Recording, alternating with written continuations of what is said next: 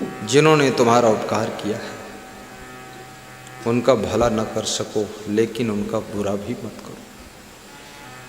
और सृष्टि के अंदर माँ का उपकार, पिता का उपकार और गुरु का उपकार सबसे बड़ा उपकार माना गया है। गुरु जो उपकार करता है, माता पिता से भी बड़ा स्थान गुरु का है।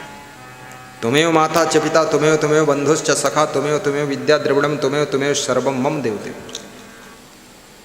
जैसे हाथी के पाँव में सबके पाँव समा जाते हैं, ऐसे गुरुदेव में माता पिता बंधु सखा सबका भाव समा जाता है। इसलिए गुरु के ऋण से ऋण होना बहुत कठिन है, लेकिन कृतज्ञ शिष्य गुरु की कृपा को, उनके उपकार को भी भूल जाता है और उसी गुरु की निंदा बुराई करने लग जाता है। अपनी वासना के जाल में फंस करके अपनी गलतियों को छिपाता है और गुरु के बारे में उल्टा बताता है, बहुत बड़ा पाप करता है। कितनी संतान अपने माँ बाप से ही विरोध करने लग जाते हैं। छोड़ो, आपके माँ बाप ने आपको जन्म दिया, पालन पोषण किया, पढ़ा लिखा दिया, बस बहुत है। अब आप तो अपना काम करो। आज मोदी प्रधानमंत्री बना है तो अपने कर्तव्यों से बना है। उनकी माँ तो मजदूरी करती थी, लेकिन मोदी की ईमानदारी, वफादारी, जिम्मेदारी, देश प्रेम आज उनको पीएम बनाकर बिठाया है।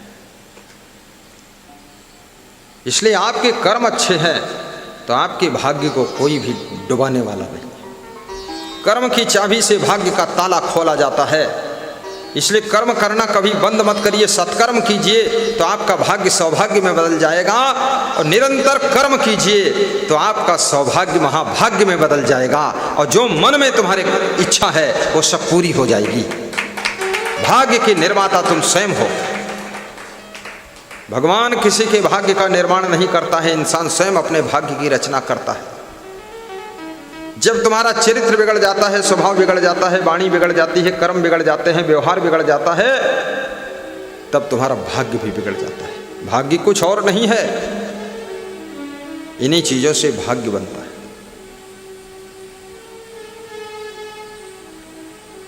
कर्मानुसार फल तो सभी मिलता यही है, मिलता यही है। भगवान के घर देर है, अंधेर नहीं है, अंधेर नहीं है।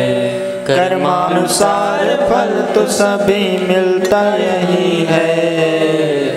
भगवान के घर देर है, अंधेर नहीं है, अंधेर नहीं है।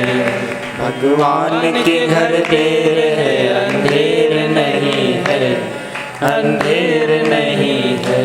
एकोपि गुणवान पुत्रो निर्गुणश्च सदैवरः एकश्चंद्रस्तमो हन्ति नच तारा सहस्रशः। एक गुणवान पुत्र का, ना कि सैकड़ों दुर्गुणी पुत्र।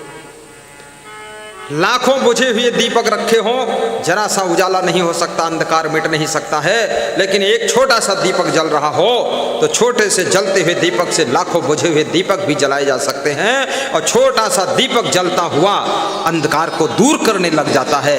इसलिए जलता हुआ दीपक अगर एक भी पुत्र है आपके घर में तो आपके घर में उजाला कर देगा, प्रकाश कर देगा, सब दुख दरिद्र मिटा देगा। इसलिए जलते हुए दीपक बनो। एकोपि गुणवान पुत्र